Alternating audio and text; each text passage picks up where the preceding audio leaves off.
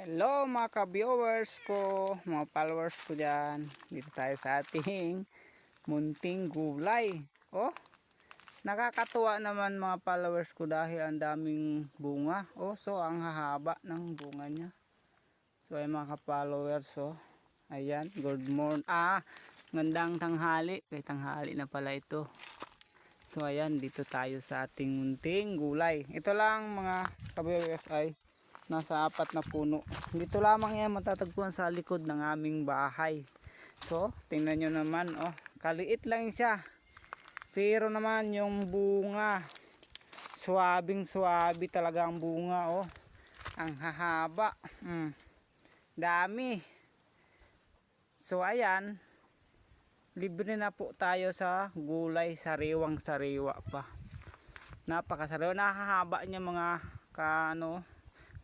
ka-followers, ang haba. So ayan, oh, may panggulay na tayo, malalaki na siya. So ayan, happy Sunday uli. Ayan, God bless you. Follow and share. Bye bye. Lahat ng tao vlogger, pwede ba kitang maging together? Aray mo, baka